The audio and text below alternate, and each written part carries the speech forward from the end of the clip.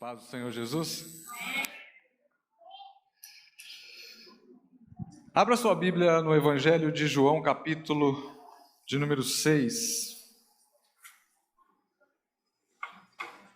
Eu quero pregar em um texto, sobre um texto, a partir de um texto, de um sermão de Jesus que eu não gostaria de ter ouvido em primeira mão, confesso. Que eu não sei qual seria a minha reação a esse texto. Depois de 2000 anos de história da igreja fica fácil, né? Mas não gostaria de estar entre os primeiros ouvintes de Jesus. O tema do sermão dele não foi bem um sermão, ele estava conversando com as pessoas, com seus discípulos, com os curiosos, com os seus 12 apóstolos.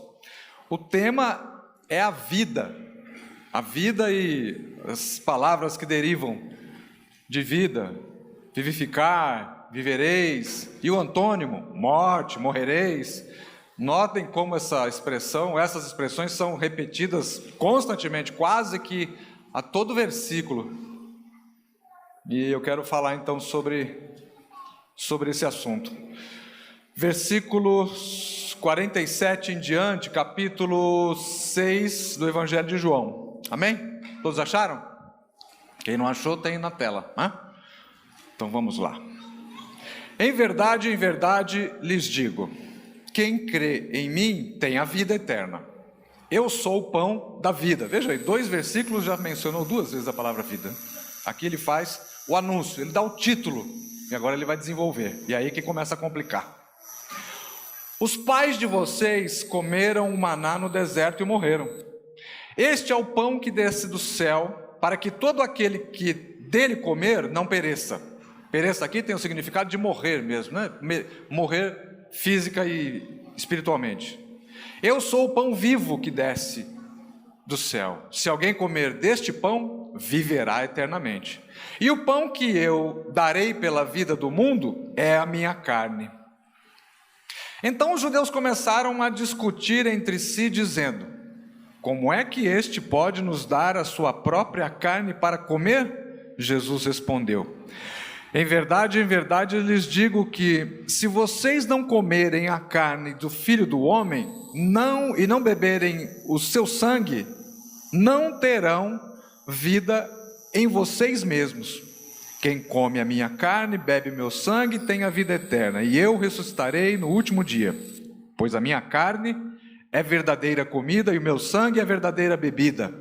Quem come a minha carne e bebe meu sangue permanece em mim e eu permaneço nele. Assim como o Pai que vive me enviou, igualmente eu vivo por causa do Pai. Também quem de mim se alimenta viverá por mim. Este é o pão que desceu do céu, em nada semelhante àquele que os pais de vocês comeram e mesmo assim morreram.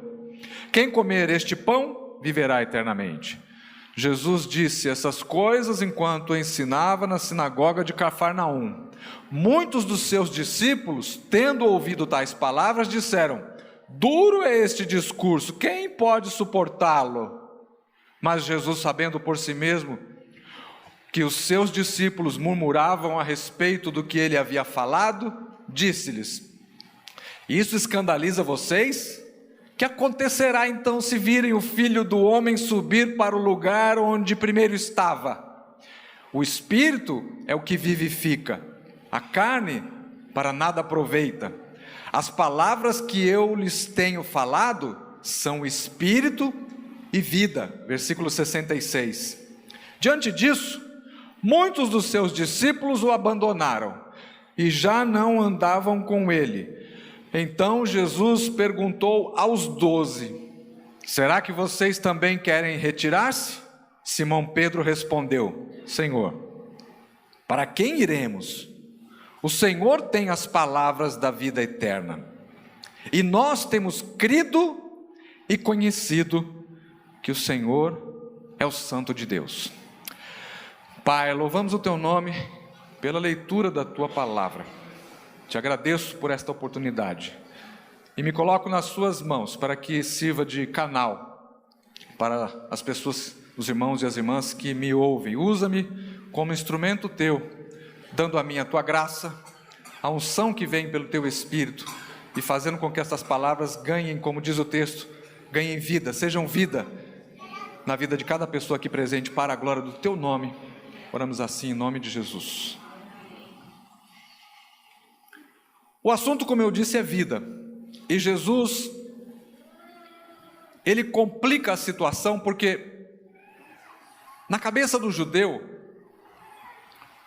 como o pastor Walter pregou ontem, não é todo tipo de alimento que o judeu come por conta do seu ritual, por conta dos cuidados da sua religião. A carne precisa ser devidamente preparada, o animal precisa ser morto com um golpe, como ele explicou, o sangue precisa ser totalmente vertido, a carne não pode ser comida com gordura, a gordura tem que separar, determinados tipos de animais não são apropriados para comer, é muito complexo. Ele explicou ontem aqui, não é preciso me demorar muito nisso. Não podia sequer comer um chouriço. Aí Jesus fala, vocês agora têm que comer a minha carne, beber do meu sangue. Pensa, se coloque no lugar do judeu. Por isso eu disse, não foi um discurso fácil. Isso é antropofagia. Isso era a pior situação, o pior cenário para o judeu. Ele é enigmático depois. Falou, os pais de vocês comeram um pão que desceu do céu e morreram. Ele estava se referindo aos hebreus que saíram do Egito e durante 40 anos foram sustentados com maná no deserto. Aí eles morreram, mas é óbvio que eles morreram. O judeu não entendia bem essa história de vida eterna, vida após a morte. A escatologia do judeu era ainda meio deficiente, bem deficiente. É com Jesus que a revelação do que virá depois da morte começa a se desenrolar, e certamente também não foi fácil para entender de primeira mão. Não pense que foi. Para nós é fácil, a gente tem 2000 anos de história, estamos só recebendo e às vezes até estragando alguma coisa boa que veio, né? Para complicar, ele não alivia. Veja o versículo 62. O que acontecerá então se vocês virem o Filho do Homem subir para o lugar de onde primeiro estava?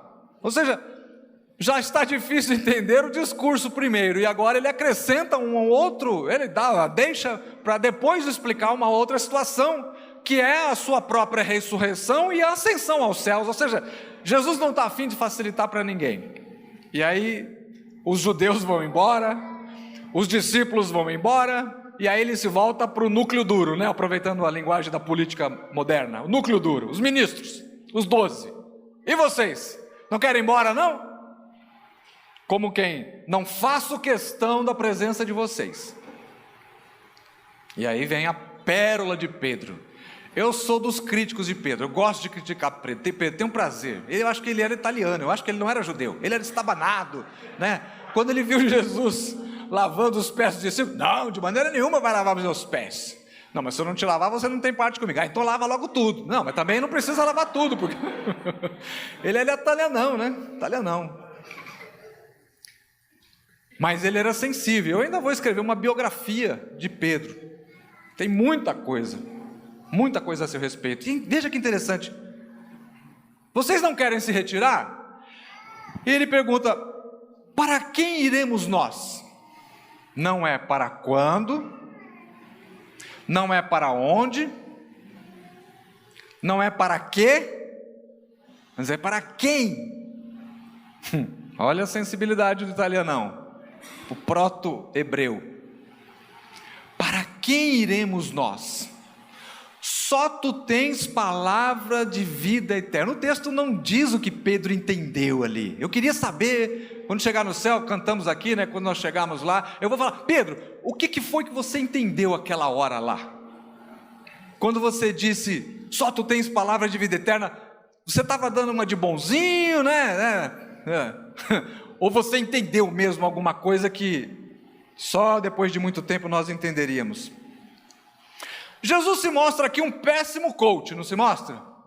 Nos dias de hoje, Jesus não receberia convite para pregar em lugar nenhum. Por quê? Porque o coach, ele orienta as pessoas, né? Ele faz perguntas, né, para poder provocar a resposta que está dentro do seu coach, o seu seguidor, aquele que o contrata. Jesus aqui, ele faz perguntas para afastar as pessoas, não promove vida de ninguém. Ele é difícil, morreria de fome se fosse coach nos dias de hoje, mas o seu método funciona. Ele tem um método diferente, o método dele funciona, e a resposta, a demonstração está em Pedro. Para quem iremos nós? Só tu tens palavras de vida eterna. Eu disse que o assunto de Jesus aqui no tema era vida. Pedro pescou isso, ele percebeu isso, ele percebeu que Jesus estava falando de um tipo de vida que ninguém notou, e ele está falando também de intimidade. Pedro percebeu que ter intimidade com Jesus é diferente de estar próximo a Jesus. Ter intimidade é uma coisa, a multidão estava próxima, os discípulos estavam próximos, os judeus estavam próximos, mas Pedro era íntimo. Tanto é que repetidas vezes nos evangelhos nós lemos que Jesus se retirou para orar, e com ele foram Pedro, Tiago e João. Fui no culto, não tinha ninguém. Não tinha ninguém? Tinha lá Pedro, Tiago e João. A gente fala assim hoje, né? Quando tem pouca gente na igreja, a gente fala, tinha Pedro, Tiago e João. Ou seja, só os íntimos de Jesus. Só aqueles crentes que não são crente açúcar. Quando chove, falta na igreja, porque tem medo de derreter. Né? Já viu assim? Tem isso.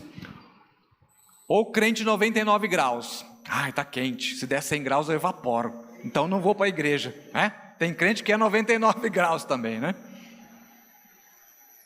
Os íntimos estavam lá, Pedro estava lá. Pedro está entendendo aqui algo que conversava ontem com a irmã Angélica, a questão de perceber princípios de vida com Deus. E também o Senhor tocou ontem no assunto a respeito dos nossos antepassados, os pastores que trouxeram o Evangelho até nós. Muitos deles não eram homens letrados, não tinham estudo teológico. Teve um metodista que fez um estudo sobre a Assembleia de Deus, constatou que a Assembleia de Deus só começou com estudo bíblico, com escola de teologia, a partir da década de 70, veja só, a partir da década de 70. Em 1880, o Robert Caller já tinha escola bíblica na casa dele, lá em Petrópolis. A Assembleia de Deus começou com escola teológica 100 anos depois. Mas o assunto não é a escola teológica da Assembleia de Deus. O assunto aqui é o princípio que Pedro percebeu que estava escondido por trás das palavras de Jesus. Pedro percebe coisas que as demais pessoas não percebem. Quando ele vai escrever a sua carta, primeira carta de Pedro, no capítulo 3, versículo 1 em diante, ele nota algo que muitos pastores não entenderam, até os nossos dias. Recentemente uma convenção aqui no Mato Grosso fez um documento reafirmando as coisas que nós estamos nos livrando dela pelo estudo da Bíblia. Né? Que não é a roupa que leva para o céu, que não é a aparência exterior que leva para o céu. Eles falaram, não, é a roupa sim, a aparência exterior, e fizeram um documento agora no Mato Grosso, reafirmando todas essas coisas que são acréscimos humanos, não tem absolutamente nada a ver com a vida que Deus promove em nosso meio. Veja o que Pedro escreve em 1 Pedro, capítulo 3, versículo 1.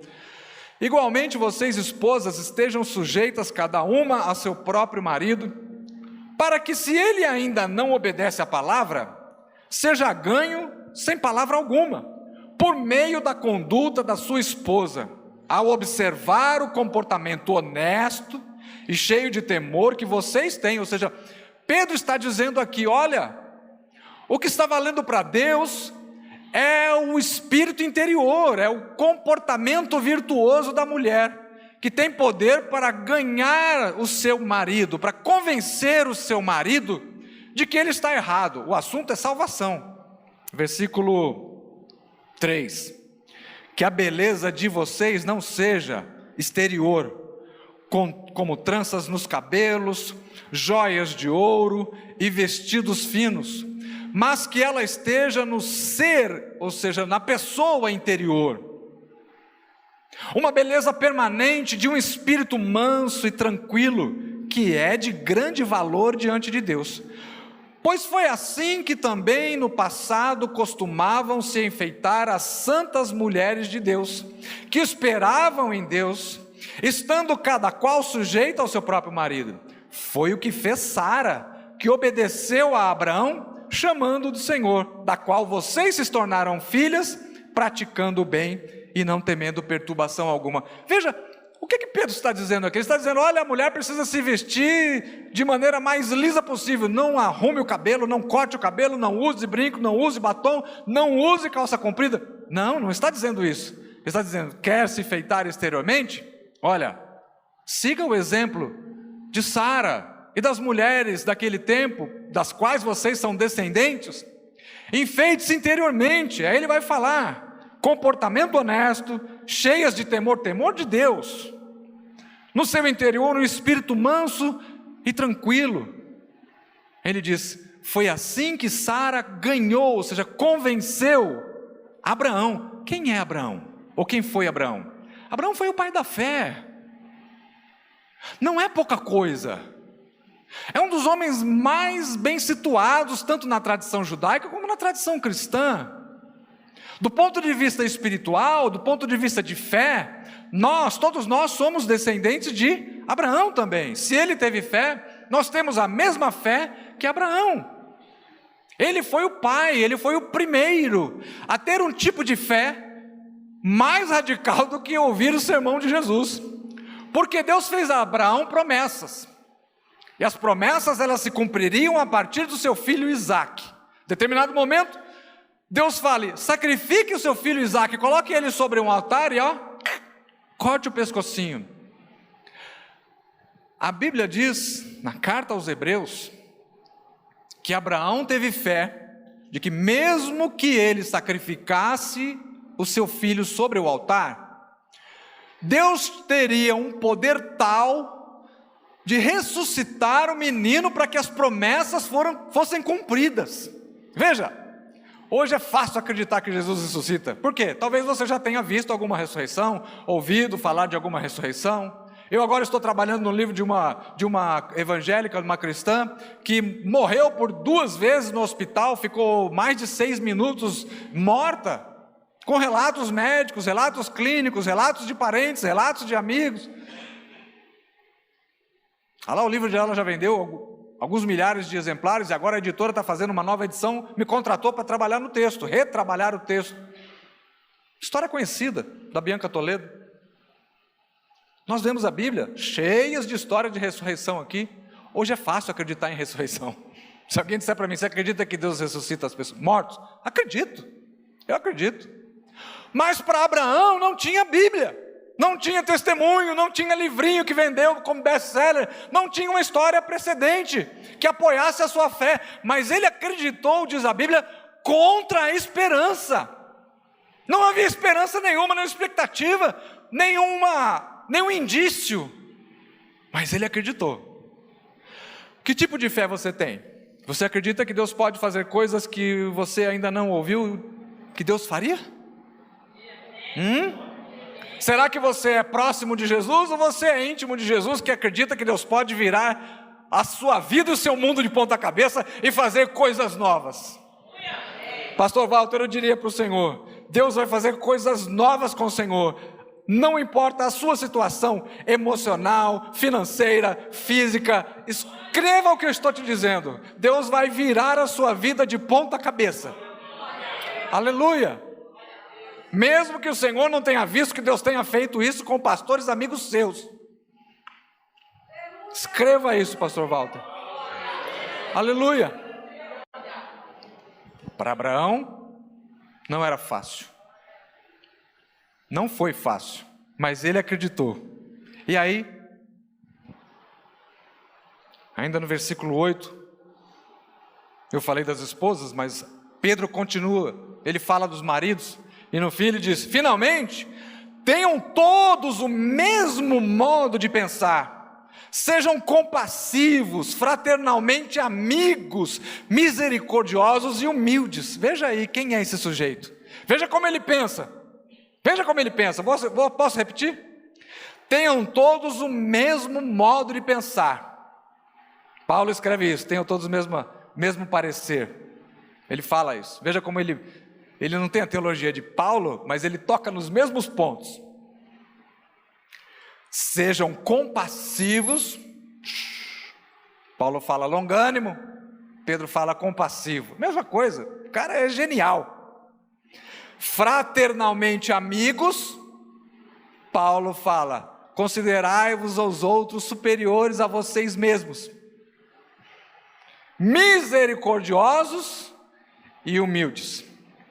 Pedro era humilde? Era bem humilde. Era bem humilde. Se fosse para apontar o problema de Pedro, Pedro aceitava, reconhecia. Era um homem realmente diferenciado. Como Davi no Antigo Testamento. Davi era um homem, eu diria, pelo menos 1000 anos à frente do seu tempo. As pessoas pensavam em termos materiais, em termos rigorosos. Pau é pau, pedra é pedra, mas Davi tinha um equilíbrio, ele tinha um senso diferente. Quando um filho dele adoeceu, ele se colocou a jejuar. Davi começou um jejum, deitou no chão, diz o texto da Bíblia, acho que é 2 Reis, 1 Reis, 2 Samuel. Deitou no chão e ficou ali orando, jejuando e orando, não falou com ninguém, não recebeu ninguém, os seus empregados à distância, com medo de trazer más notícias. Com 7 dias o menino morre e pronto. E agora, quem é que vai dizer que o menino morreu? Se o homem já está assim quando ele está vivo, como é que nós vamos anunciar que o menino morreu? E começaram a cochichar um com o outro. Davi levantou, falou, o menino morreu, né? Percebeu que tinha alguma coisa errada, um movimento estranho entre os seus empregados. O menino morreu? Morreu. Ele foi no templo, adorou a Deus, louvou, glorificou a Deus, voltou para casa, trocou de roupa, ungiu o seu cabelo, ungiu o seu rosto, mudou a sua feição, pediu comida. 7 dias de jejum, pediu para comer. Deram comida, ele se sentou e os seus empregados falaram, explica para nós esse negócio, nós não estamos entendendo direito. O menino estava doente, o Senhor jejuou. Agora o menino morre, como quem dissesse, o costume nosso judaico é o contrário. Fazer jejum, ficar abatido depois da morte. O Senhor fez tudo o contrário. Ué, eu estava me humilhando para quem sabe Deus se compadecesse de mim e mudasse a situação. Não foi esse o plano de Deus. Bola para frente, vamos tocar a vida. Levanta, sacode a poeira. Diz o texto bíblico? Não, o texto bíblico não diz isso. Isso quem diz é o samba. Levanta, dá a volta por cima, sacode a poeira, dá a volta por cima. Vamos em frente. Ele fazia tudo diferente. Tem um salmo que é dos filhos de Coré. Também trabalha essa questão. Eu já vou voltar a Davi. Também trabalha essa questão da materialidade da fé, né? Salmo 46. Bem conhecido o salmo. Diz assim: Deus é o nosso refúgio e fortaleza, socorro bem presente nas tribulações, na angústia. Portanto, não temeremos, ainda que a terra se transtorne e os montes se abalem nos seios dos mares. Eu acho que o salmista tem em mente aqui um tsunami, né? Os montes se abalem no meio dos mares, gera uma onda muito grande, algo como um tsunami. Versículo 3: ainda que as águas tumultuem e espumejem, e na sua fúria os montes estremeçam. Há um rio cujas correntes alegram a cidade de Deus, o santuário das moradas do Altíssimo. Ou seja, ele está dizendo, pode haver problema e deverá haver problema, mas Deus ainda está sentado no seu santo trono E do seu santo trono brota um Espírito, essas águas são o Espírito de Deus. Há um rio cujas correntes alegram a cidade de Deus. O Espírito Santo brota, vem do seu trono e alegra a cidade de Deus. Na cabeça deles era Jerusalém, o centro do mundo. Nós poderíamos parafrasear isso: há um rio cujas correntes alegram a igreja de Deus, por ser aqui que o Espírito Santo vem habitar. Aleluia! Ainda que os montes estejam produzindo tsunami e essas ondas estejam atropelando a sua vida, Deus está no seu trono, o Espírito Santo está vertendo e está se movimentando no meio da igreja. Aleluia! Agora veja que interessante. Qual é o pano de fundo desse salmo? Tem um pano de fundo quando ele fala: Deus é o nosso refúgio. Ele não está falando, não está usando uma palavra que rima com as outras, não é poesia isso aqui. A palavra refúgio no Antigo Testamento tinha um significado jurídico. Quando eles passaram e entraram em Canaã, Deus disse: separe de um lado e outro do Rio Jordão cidades de refúgio. Essas cidades serviriam para quê? Se alguém cometesse algum crime inadvertidamente, por exemplo, matasse alguém por acidente. Acontece, acidentes acontecem, já acontecia naquele tempo, acontece hoje. Se alguém matasse o outro acidentalmente, mas a família não quisesse desculpá-lo, quisesse vingá-lo, então a pessoa que cometeu o assassínio correria para a cidade de refúgio e ficaria lá, sob proteção do sacerdote. Então, no Antigo Testamento, quando se fala em refúgio, o judeu estava pensando na cidade de refúgio, que era onde ele teria proteção ampla, geral e restrita. Aí o salmista, esse salmista também é um homem à frente do seu tempo, sensível, não era próximo de Deus, ele era íntimo de Deus. Ele fala: olha, pode ser que não consiga correr até a cidade de refúgio. Pode ser que eu cometa algum crime, cometa algum pecado e não consiga chegar na cidade antes que me matem. Mas eu não estou confiado nos aspectos geográficos, nos aspectos físicos e materiais da proteção. Eu estou apegado no Deus que criou os aspectos da proteção. Deus é o meu refúgio e fortaleza, socorro bem presente na angústia. Se eu estiver na angústia na minha cama, Deus está lá. Se eu estiver em angústia e sofrimento no meu trabalho, Deus está lá. Se eu estiver numa viagem e acontecer algum problema, não der tempo de voltar, Deus está comigo na minha viagem. Eu me lembro de quando me converti, depois da minha conversão, fui preso por coisas que eu havia feito antes da prisão. 15 dias de prisão, 20 dias eu estava preso, entra um outro cristão preso. Um senhor de 66 anos de idade, viu uma briga quando voltava do culto, e quando ele tinha que testemunhar, ele foi arrolado como testemunha. No dia que ele deveria comparecer perante o juiz, ele tinha feito uma cirurgia dias antes, não pôde comparecer. A justiça brasileira manda que se prenda uma pessoa assim. O sujeito estava operado, não pôde comparecer, cana. Senhor de 66 anos de idade, Alfredo Richter, um alemãozão, já contei essa história aqui. De manhã eu estava sentado na meu sofazinho, lendo a Bíblia, e aí ele parou. Ele não sabia que eu era crente. Eu sabia que ele era, porque quando ele entrou, perguntaram: por que o senhor foi preso? Aí ele contou a história: eu estava voltando do culto, e eu fiquei na minha. De manhã, eu lendo a Bíblia, ele parou na minha frente e falou assim: abra a Bíblia no livro de Josué. Aí eu abri capítulo 1, leio o versículo 7 a 9. Aí eu li. Vou ler alto. Aí eu li alto, porque ele era alto, né? Bem mais alto que eu, do tamanho do Nelson, assim. Mas era um alemãozão forte, eu fiquei com medo de apanhar. Aí eu li alto. Aí eu li assim: onde quer que pisar a planta do seu pé, ali estarei com você. Aí ele falou: olhe para mim, rapaz. Sim, senhor.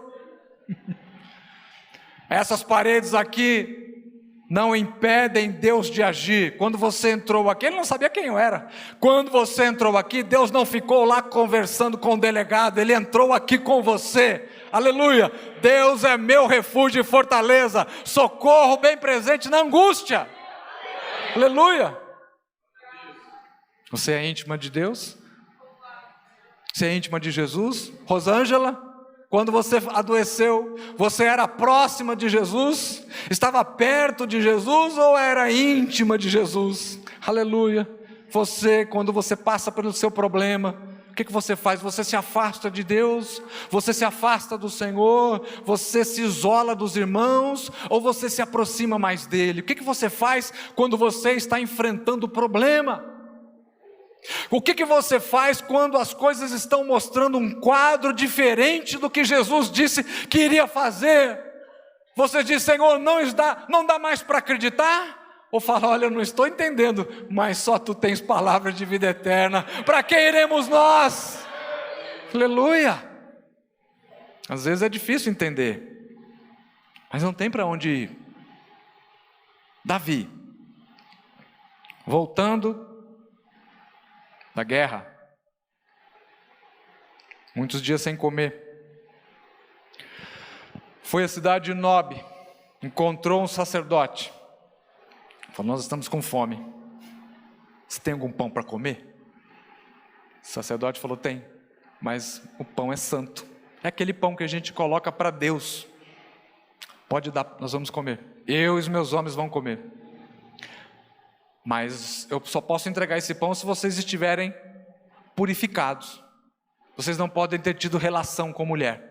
Todos nós, quando viajamos, Davi responde, não tocamos em mulher, ainda mais quando vamos para a guerra. Aí o sacerdote dá o pão. 1000 anos depois, Jesus, uma cena similar, andando com os seus discípulos, ele passa numa plantação, colhe espigas. Aí os judeus foram em cima dele. Os judeus, aqueles que precisa estar tudo escritinho, eles obedecem, né? Tudo do jeitinho que está lá, com a vírgula, com ponto.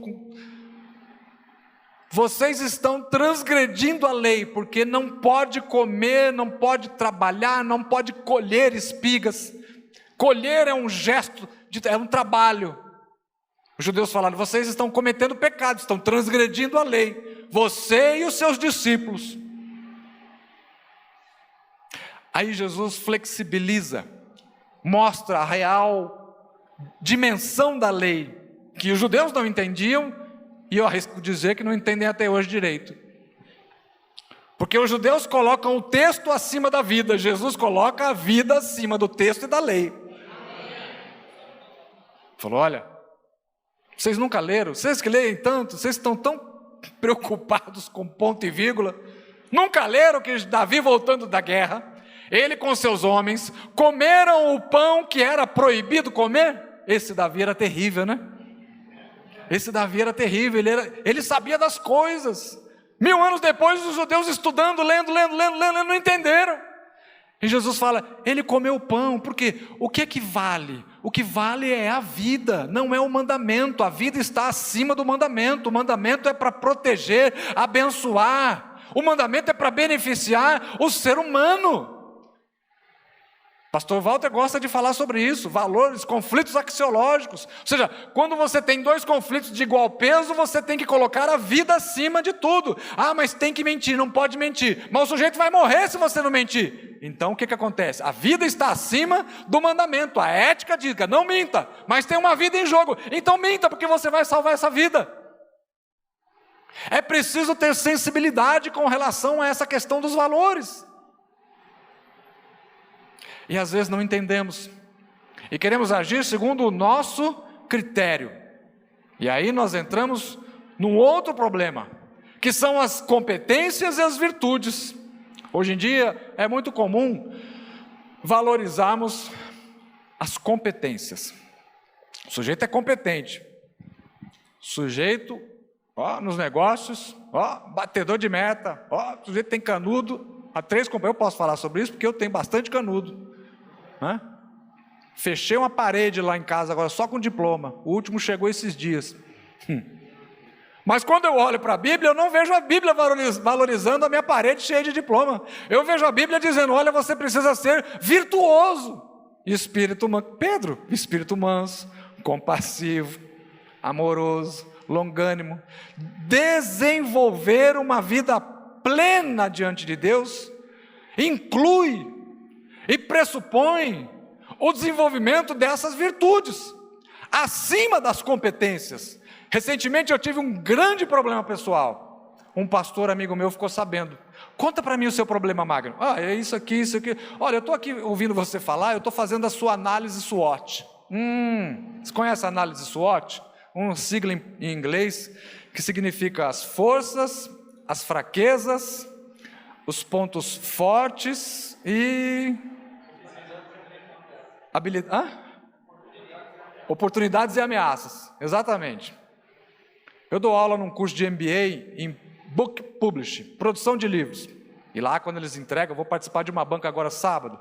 Em novembro eu participei de 7 bancas de conclusão desse MBA. Aí eles fazem lá a análise SWOT, eles criam uma editora e precisam apresentar os pontos fracos, fortes, as habilidades e as ameaças. E eu estou falando com o pastor, eu estou fazendo aqui a sua análise SWOT e estou vendo que dá para você resolver. Peraí, você está fazendo o quê? A sua análise SWOT, algum problema espiritual e ele fazendo minha análise SWOT. A hora que ele falou isso, aí eu fiquei com raiva. Falei, eu vou desmontar a sua análise SWOT. Desmontei ponto por ponto. Aí o pastor Walter ficou sabendo que eu estava com o mesmo problema. Me chamou no gabinete dele. Falou, Magno, vamos de virtude, não vamos de competência não. A Bíblia diz isso aqui. A Bíblia diz isso aqui. A Bíblia diz isso aqui. Me desmontou. As coisas diante de Deus têm trilhos próprios.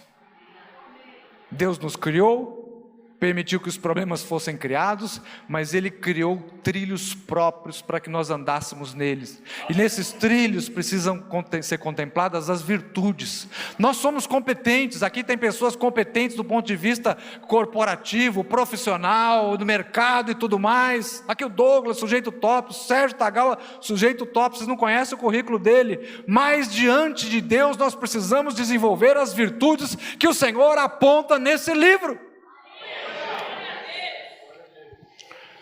Veja o que Paulo escreve a Timóteo, 1 Timóteo, capítulo 3.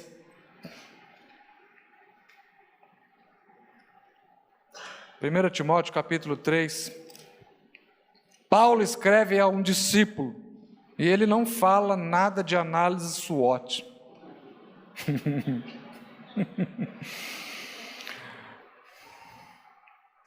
Nem análise SWOT, tem um outro negócio lá, como é que é? Análise SMART. 1 Timóteo 3,15. Escrevendo para Timóteo, Paulo diz, mas... É isso mesmo? Não. Acho que eu marquei. Tem o texto aí? Não, eu marquei o texto errado. Ele escreve a Timóteo o seguinte: Timóteo, segue a vida conforme você tem aprendido das Sagradas Escrituras, que elas são suficientes. Aqui, é 2 Timóteo, desculpe. Ele diz, versículo 14 ao 15: quanto a você, permaneça naquilo que aprendeu e em que acredita firmemente, sabendo de quem você o aprendeu, e que desde a infância você conhece as sagradas letras, que podem torná-lo sábio para a salvação pela fé em Cristo Jesus. Veja, você não ensina análise SWOT para criança, não ensina teologia para criança, não ensina filosofia para criança. O que é que Timóteo sabia desde a infância que faria dele uma pessoa sábia para a salvação? As Escrituras. Você ensina para uma criança virtudes, você ensina para uma criança valores, você ensina para uma criança disciplina, competência como criança. Jesus vivia rodeado de crianças, e quando os discípulos queriam afastá-las, ele falava, não, deixe vir a mim os pequeninos, porque dos tais é o reino de Deus. Jesus está dizendo, você tem doutorado, tem mestrado, é um bom profissional no mercado, mas aprenda com as crianças. O comportamento delas é diferente. O que as crianças têm para nos ensinar? Aliás, desse ponto de vista, Jesus humilha a gente, né? A gente estuda tanto, tanto, tanto, aí Jesus fala, aprender com os passarinhos. Poxa vida, aí, irmão, olhe para as aves do céu, elas não plantam, não ceifam, não colhem, não juntam em celeiro, e nem e elas não morrem, não passam fome. Aí depois ele piora, porque aprender com o ser vivo ainda vai lá, né? Não servir um passarinho, mas aprender com a planta, olha os lírios do campo, nem Salomão em toda a sua glória se vestiu como um deles. Tem que aprender com lírio, Senhor? Mas eu fiz doutorado na USP. Não, mas olha para o lírio. E minha competência? Não, é virtude. O que diz isso? Olha, tenha confiança em Deus, Magno. Não confie nos seus créditos. Não confie nas suas competências. Confie na transformação que o Espírito Santo faz em você e na sua relação íntima com Deus. Não em estar próximo, não em ser parente de crente, não em aparecer na igreja de vez em quando, mas ser íntimo do Senhor. Não importa quanto tempo você ora, não importa quanto tempo você jejua, mas é o relacionamento íntimo de você com Deus. Você sabe a hora de parar, você sabe a hora de começar a orar, você sabe quando precisa jejuar, você sabe quando tem que calar a boca, porque você é íntimo de Deus. Aleluia. O assunto de Jesus, portanto, é vida, mais do que o sucesso. Diria, talvez até nem seja o sucesso, mas a vida. O sucesso é você que tem que ir atrás, ele vai abrir as portas e vai trabalhar por você, mas o assunto de Jesus é a vida. O assunto de Jesus é a intimidade com Deus, não a performance pública, ou desempenho público. Intimidade de mesa, de comunhão, como nós tivemos aqui ontem, a mesa da ceia. Você veio, tomou o pão, tomou o cálice. Vocês lembram da Santa Ceia? Quantas pessoas participaram no texto da Santa Ceia, como diz no Evangelho? Só os 12. Só os 12. Pouca gente.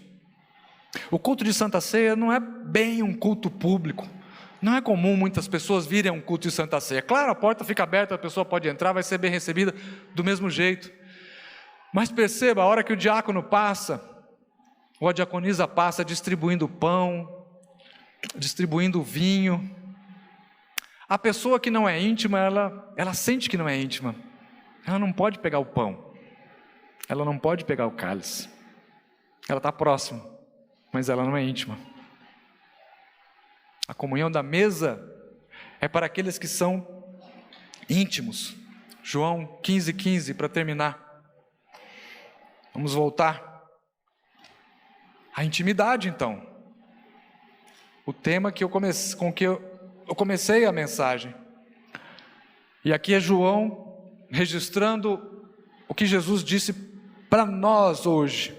João 15:15, Jesus diz: já não chamo vocês de servos, porque o servo não sabe o que faz o seu senhor, mas tenho chamado vocês de amigos, porque tudo o que eu vi de meu Pai, eu lhes dei a conhecer. Jesus está dizendo, há um tempo atrás você estava próximo, estava próxima, era tratado como servo. O servo está ao redor, no dia a dia, sabe o que tem que fazer, mas sabe uma parte, talvez não sabe a outra. Lembra do filme Tempos Modernos, de Charlie Chaplin?